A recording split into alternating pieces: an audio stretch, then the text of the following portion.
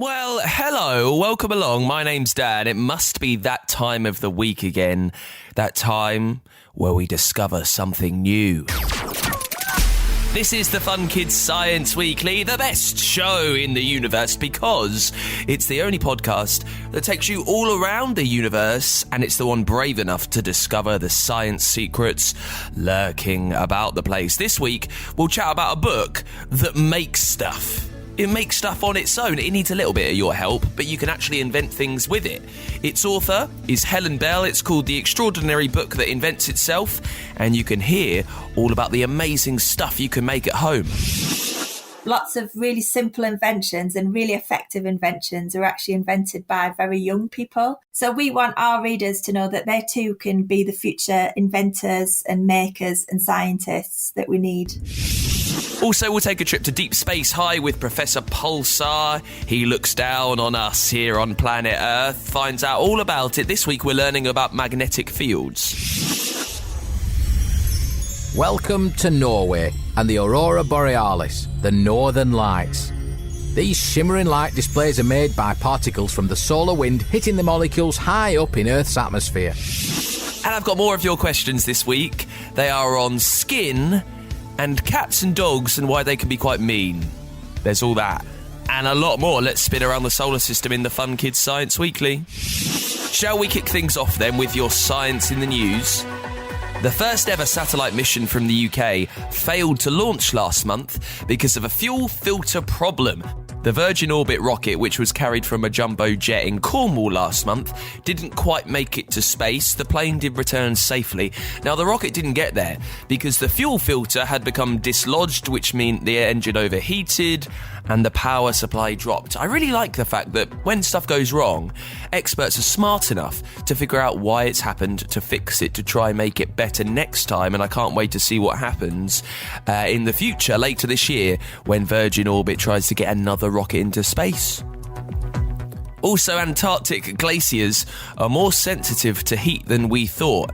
A survey way down south following the Thwaites Glacier, which we've heard a lot about on this show, hasn't given great findings. Now, this is a glacier, a huge chunk of ice that's the size of Britain. And when the sea warms up just a little bit underneath, it notices and it starts to melt. This is bad news because the sea temperatures at the moment are rising quite a lot. And when that ice melts, the water flows into the ocean, which means sea rises, which means sea levels can rise all around the world, and it can even destroy entire islands. It's very bad news and just shows us what's happening with the climate crisis and how we are still overusing greenhouse gases. And finally, a critically endangered primate has been bred in Europe for the first time. The baby cockerel sifaka is also known as the dancing lemur because of the way it moves. And a new one has been born in Chester Zoo here in the UK. This is important because there aren't many left. There are just 7 in Europe, very few running wild. I love the fact that with everything else going on in the world, there are people focusing their whole attention on rare, critically endangered species, lots you've never heard about, to try and boost their numbers in the wild. Brilliant idea and a brilliant news story. Are you ready to spin the wheel then? Let's give it a go in our series, The A to Z of Engineering. Every week for a few months now, we have been exploring the amazing world of making stuff. Engineering, which goes brilliantly with the guest and her brand new book, which you can hear about in a little bit. We are going to Engineer Academy, exploring everything in the A to Z, from acoustics all the way to zoos, how things are made, who comes up with them and who builds them. In each episode, we catch up with our engineering expert, Engers, to spin the wheel and find out what letter we're looking at this week. Hello and welcome to another Engineering Academy, where we're exploring an A to Z of everything engineering. Let's spin the wheel and see where we're engineering today. Over to Engers to spin the wheel. It's G, and G is for garments. Thanks, Engers. Now, you might think that garments, that's the clothes we wear, might not have much to do with engineering. But like anything manufactured, they will have had a designer, someone who will have made choices not only about the way they look, but which textiles are used to create them. And then there's the looms and other machinery that actually makes the garments. But that's a different type of engineer. It's those textiles that we're looking at today, which are created by textile engineers. Every type of textile has different properties, and knowing these properties as well as understanding how to create new textiles with new properties is part of an exciting branch of engineering. Let's find out more with Engers. Thanks. Put simply, textile engineering uses scientific and engineering principles to produce or improve textile products, not just for clothing, but for upholstery and even materials for medical devices. Textile engineers research and study fibres, yarn and fabrics to design quality products and determine new production techniques. They work in many areas of textile manufacturing, including research and development, production and quality control. As we know, engineering is all about solving problems. So the start of any project is to identify what problems may exist. Clothing for firefighters need a more heat-resistant fabric to keep them safe, whilst an outdoor company might want to develop materials that provide barriers to insects, or even repel them. Once it has been decided what needs to be done, textile engineers might begin by researching existing materials to understand their properties, testing them to see how they stand up to the challenge in hand. It might be that with some small changes, existing materials can be used. But if existing materials aren't up to the job, engineers might develop new fibres, using natural and/or synthetic ingredients, manipulating them to create something new. When looking at ingredients, it's important to consider things like, are they cost-effective and sustainable? As well as creating fibres to make new textiles, engineers might look at new chemical processes that could be applied to the textiles to give them additional qualities, like being able to resist stains and odours, or to make them waterproof. If an engineer was looking to make clothing that repels insects, they might treat the textile with a chemical called permethrin. That's a synthetic form of a bug repellent produced naturally by chrysanthemums. The finished textile will also need careful testing, not only to see if it can stand up to the required purpose, but also to meet safety regulations, in particular that it's fireproof. Once a textile goes into production, other engineers might be involved to improve the manufacturing process, like to make more out of the material more quickly and efficiently. Quality control is also very important, especially when materials are used by emergency services or in biomedical applications. Sometimes engineers will work with garment designers to figure out which materials work better together to solve particular problems. Perhaps to create layered wet weather clothing that wicks moisture away from the body, or to create super warm sleeping bags. Textile engineering requires strong science, engineering and mathematical knowledge, as well as quite a lot of creative thinking to come up with new ways to combine existing fibres and textiles. But when everyone's talking about clothes made from a textile that you created, well, how cool's that? Thanks, Engers. And that's our take on the letter G. It's been great.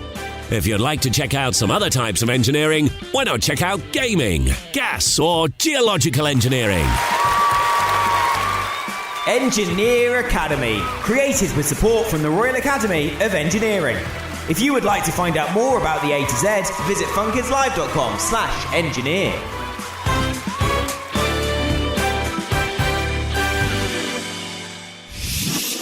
We'll have another letter from the A to Z of engineering at the same time next week. Can't wait to catch up with Engers, see what he's got to show us then. Right now, let's get to some of your questions then. Now, I love this podcast. I love everything we do on the show. I got to say, this is my favourite bit. It's when you send over your questions to me. The best way is as a voice note at funkidslive.com. We've got a big button there which you can push to record yourself and your question. And then I get to look it up. I get to do all that science digging. Let's get our first one this week. Hi, it's Archie and I would like to know what skin is made of. Thank you very much for your question, Archie. What is skin made of? Well, skin is the largest organ in your body. And it's living, it's regenerating, it's growing all of the time. It's made of cells, mostly, which themselves are made of water, proteins, fats and minerals. Now, the interesting bit, you have 4 layers of your skin. At the top, you have the epidermis. That's the thin layer right at the top that protects you. Under that, you've got the dermis. Then you've got the subcutaneous tissue, and then that meets the muscle. Your skin protects your body from germs. It helps control how hot and cold you are. Also, it's full of nerves that help spot things that might be harmful to you. Maybe a bug that's caught on your skin. You'll instantly know where it is and if it might be dangerous. Also, it helps you tell what temperature your body's at so you can warm up, so you can chill down, and that keeps you safe. Here's something amazing. You get new skin every 27 days. So every month, you've got a new version of you. The cells in the skin are always regenerating, Archie. Thank you so much for the question. Let's get one now from Noah, who sent this to me as a review over on Apple Podcasts. Thanks, Noah, who wants to know, why do cats and dogs hate each other? I'm not sure about dogs. I've only got a cat, and I can tell you this, Tiggy the Terror Tabby hates absolutely everything. Now, the reasons why cats and dogs don't normally get along when you see them is because different species of animals behave aggressively towards each other in their natural environment. It's what they do. It's instinctive for them to show aggression, antagonism, dominance, fear and submission, to say that this is their land and they are in charge. Cats and dogs are no different, even if they live together. Dogs, they will instinctively chase small animals. It's what they do. And when the cat then runs away, that's even more of a warning sign for the dog to chase them. The cat will run away because it thinks it's in danger, so it either flees or it starts to hiss at the dog. You might have seen that. Some cats even try and strike the animal with their claws, and that can lead to a full-blown fight. The funny thing is, when the cat has hissed or when it has struck the dog, usually the dogs get quite scared. That's classic dog, isn't it? Making out like they're big and butch, but actually they're a tiny little cuddly teddy bear under that big fur. And then after that, they could get on quite nicely. Noah, thank you for the question. That is kind of why cats and dogs can hate each other some of the time. Thank you for that. If you've got a question that you want answered on the show, I'd love to hear it. The best way is to leave it as a voice note for me. Get yourself to funkidslive.com, or you can do it on the free Fun Kids app. We've got a big red button there. Give it a bash. Let me know your name so I can say hello, and drop your question there, and I will feature it and answer it hopefully next week. This week for our Dangerous Dan, where we look at the most mean, cruel, wicked and amazing things in the universe, we are headed to the periodic table of elements to talk about phosphorus. It's chemical element number 15. Its chemical symbol is a single P, and it's an essential part of life. When mixed with oxygen, it makes phosphates, which make our bones and holds DNA together. How phosphorus was found, right, is incredible. Back in the day, a few hundred years ago, Henning Brandt was an alchemist. He would brew chemicals together to try and find gold.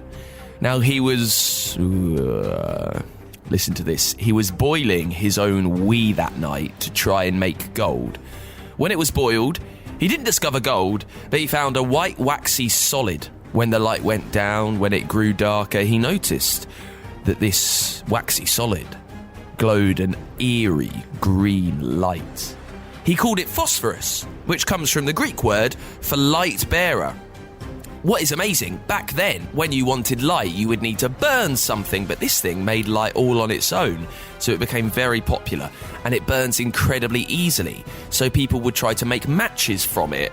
The problem there is spending a lot of time in a factory, surrounded by phosphorus, with no windows to open, making matches. It got very dangerous. Your teeth would fall out, your jaw would swell with pus, holes would open up around your mouth, showing the bones beneath, and you could barely ever recover if you managed to stay alive.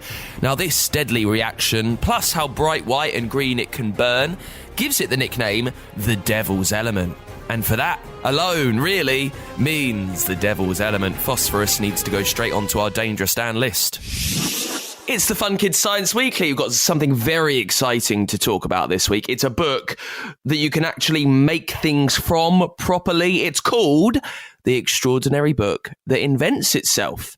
It's been made, written by Helen Bell and Dr. Alison Buxton, and Helen joins us on the show this week. Helen, thank you so much for being there. Hi, Dan. Thanks for inviting me on. It's really exciting. Just tell us, when was the very first idea that you and Alison had for a book that you could make stuff with the ideas that are in the book? I think it was.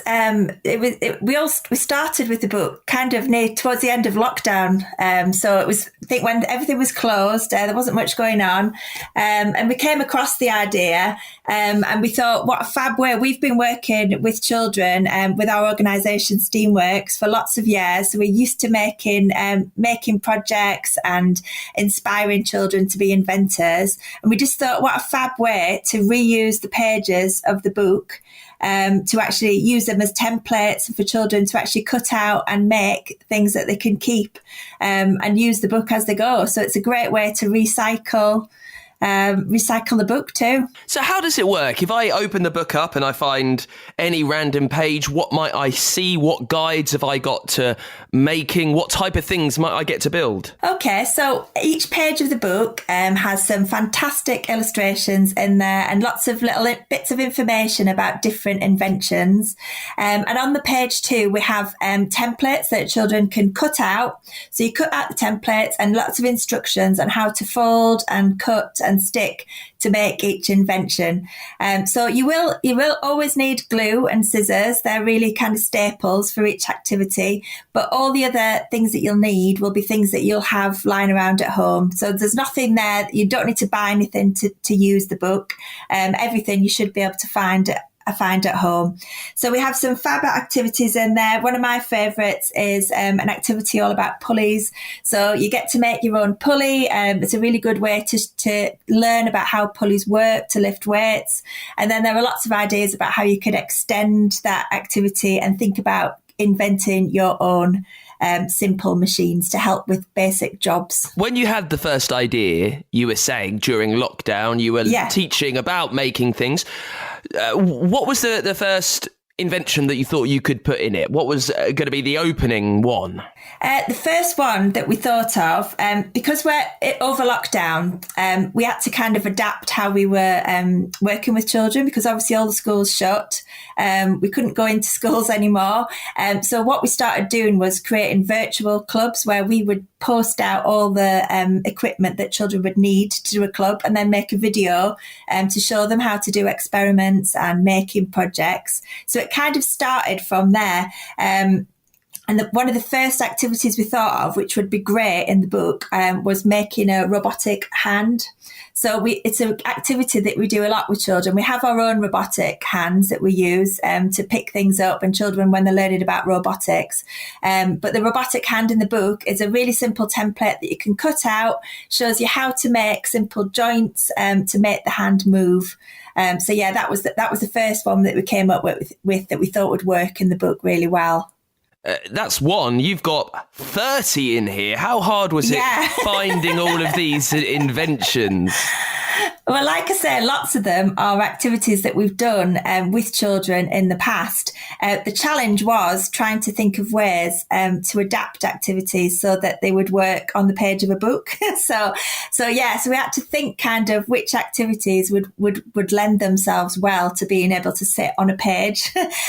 So lots. We had probably had about 50 to 60 ideas and kind of whittled them down to the best 30. So there were lots that didn't make the final cut. Just, we're here to talk about the book and the ones that are in it, but I'm interested in the ones that didn't make the cut, maybe because they were too tricky to do on a page. Do you remember any of those? Anything that seemed like a brilliant invention, but you just couldn't make it work in a piece of paper? There was a couple where we thought... there was one that was using a battery and an LED, and we thought we didn't want to include that one, although it was good to fit on the page. But we wanted to make the book very inclusive so that everybody could do it, no matter what access they had to different equipment. So we thought it might exclude people who couldn't go and buy a battery and an LED bulb. So we just thought we'd make all the activities very, very accessible for everybody. No matter what they had in the house, so that they didn't have to buy anything extra for it. So I think that's one of the ways that we cut down the activities. And there are so many different inventions that you can tinker and test with. You can build a rocket or a code breaker and a bionic hand. And it seems amazing to me that you've managed to get us to build these things with just a few sheets of paper with some lines telling us where to cut. How difficult was that? How tricky was it to take these massive ideas, huge inventions perhaps, and help us do it so easily? Well, it was lots of experimentation. Me and Alison at her house, me at my house in lockdown, with paper, lots of practicing. Will this work? Will this work on a page this size? So it was lots of tinkering, and that's what we really encourage children to be good at, tinkering and playing around with ideas until they get to the one that really works. And that's exactly how we chose the activities for this book. Lots of playing around. So it was fun. So some of them took lots of attempts. Some of them were quite a bit easier, but yeah, that's how we did it. Just lots of playing and tinkering. And that's what all good inventors should do. It's brilliant that we can play and we can tinker with the book, but how important is it going forward, like in the future, getting a job, knowing a lot about STEM and about the fact that we can build and make stuff? Does it go wider than just being able to build something from a book? Yes, definitely. And one of the most important parts on each page, you'll see a little box that says what next. So we introduce the ideas of different inventions and show how these can be made, but we also give little ideas that can inspire the readers to go on and test out similar ideas themselves. And we're hoping that as they're tinkering and playing with new ideas that stem from the original idea, that maybe they'll spark a brand new invention themselves. So we want our readers to know that inventors can be any age. You don't have to be an adult to be an inventor. Lots of really simple inventions and really effective inventions are actually invented by very young people. So, for example, earmuffs was a very young person. He was only 15. And he decided his ears were cold when he was ice skating and decided to put 2 pieces of fur on a piece of wire to hold the earmuffs onto his ears so they didn't fall off. So that was a 15-year-old called Chester Greenwood. So we want our readers to know that they too can be the future inventors and makers and scientists that we need in society. It's always amazing when you've lived with inventions for such a long time and you take time out to think that they ever weren't there. You know, like earmuffs, it seems like quite a simple idea, a bit of wire with, and people just let their ears get cold.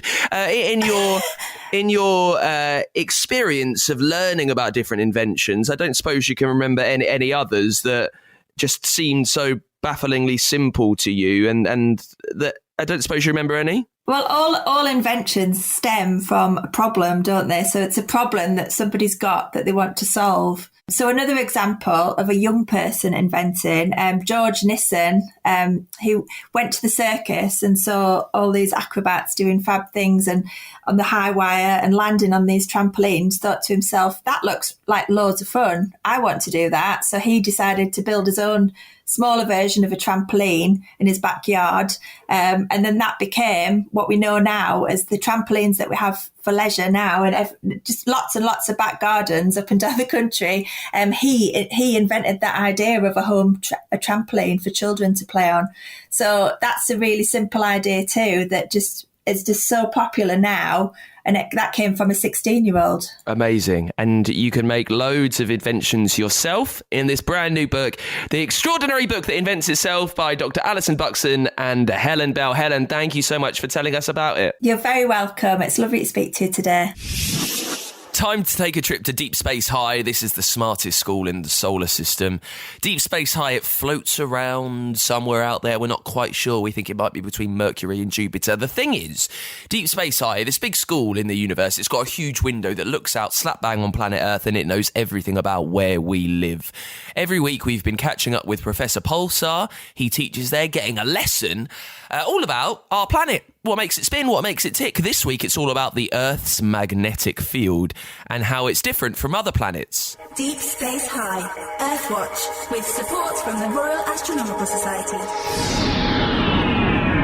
Jump into a wormhole and travel to Deep Space High, the school in space. But hurry, because lessons are about to begin.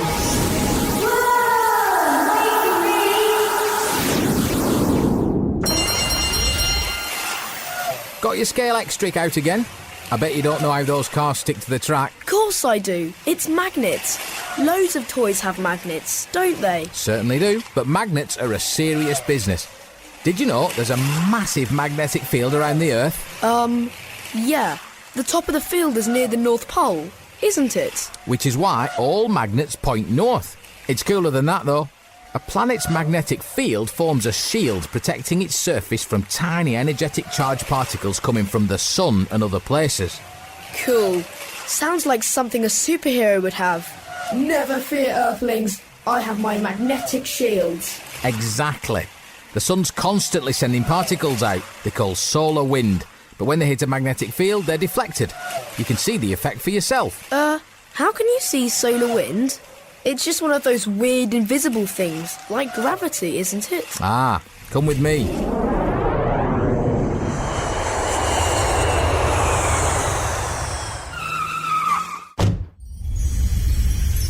Welcome to Norway and the aurora borealis, the northern lights. These shimmering light displays are made by particles from the solar wind hitting the molecules high up in Earth's atmosphere.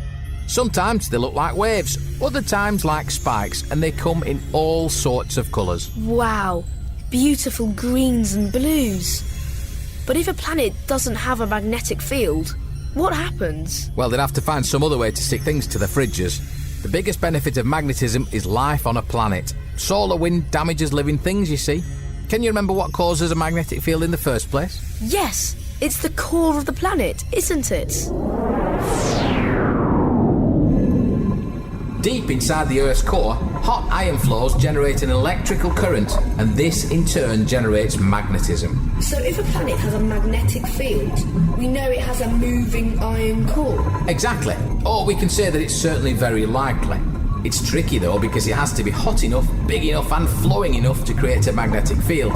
The flow is faster if a planet is spinning more quickly. Slow planets don't build up enough speed for their own shield. Venus doesn't have a magnetic field even though we know it's got a warm core. It's just too slow. 1 day on Venus is over 200 days on Earth. Mars is another planet that has a very weak magnetic field. It's spinning fast enough, but its core is thought to be solid.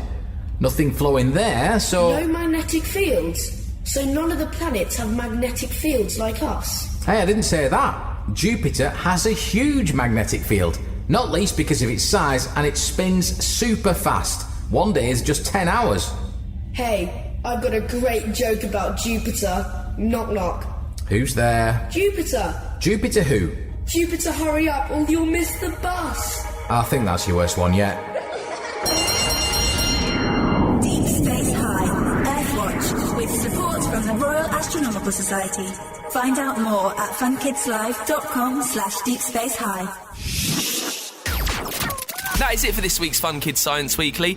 Thank you so much for listening. If there is a science question you want answered on the podcast next week, the best way is to get to funkidslive.com or on our Fun Kids app and record it as a voice note. I will see it, I will do all the science digging, and then next week I will tell you what's what and give it an answer.